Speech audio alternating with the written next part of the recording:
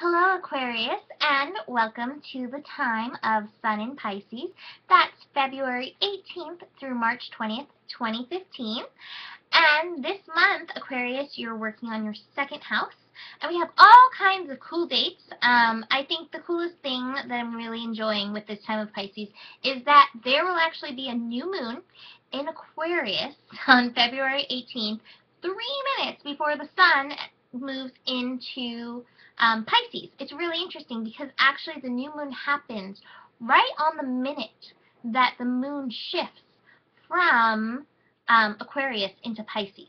So it's a really magical new moon. And I think this is just helping us bridge that gap of the vibration energy that we've been concentrating on during this time of Aquarius into this feeling of oneness and recognizing the oneness of all there is during the time of Pisces.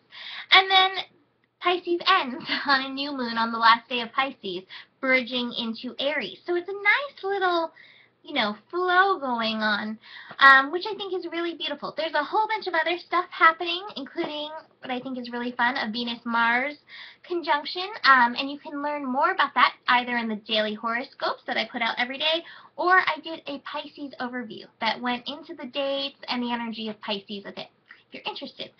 So, Aquarius, your second house. The second house is the house of value and talent.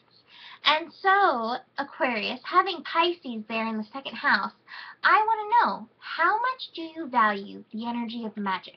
How much do you value the energy of the mystical? Do you value it?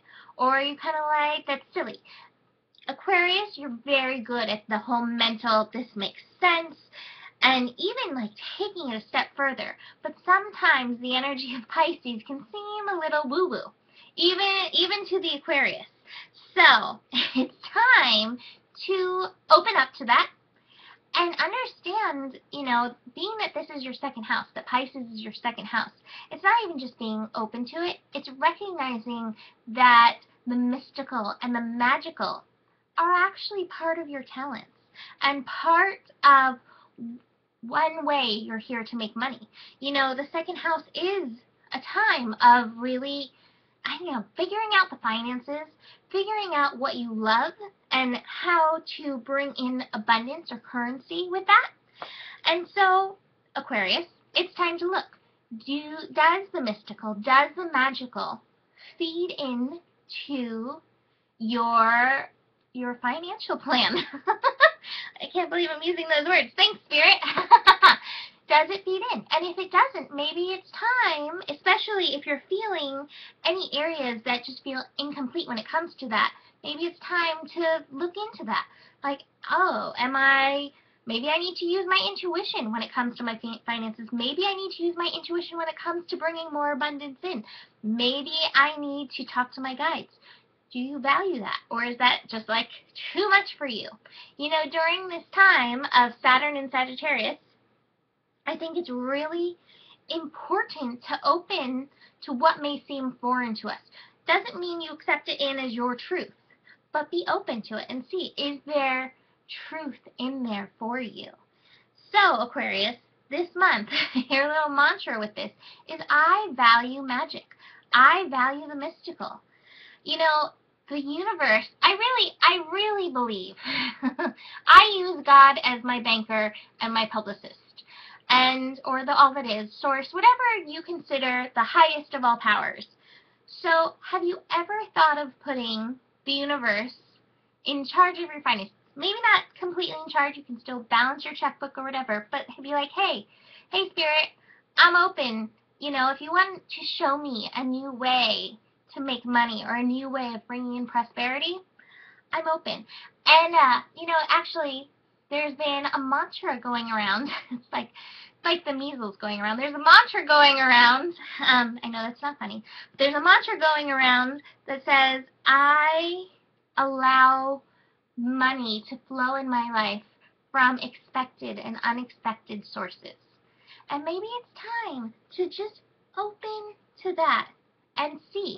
And I have to say that a lot of Aquariuses that I know are more intuitive than they ever give themselves credit. So if you've never thought of yourself as psychic or intuitive or, you know, having premonitions. Maybe it's time to tune in. Your dreams may be telling you things. You know, that quiet voice that you would discount may be saying things for you.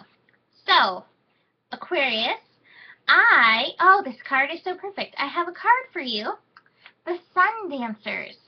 And it is joyful activity, celebration of life, and abundance.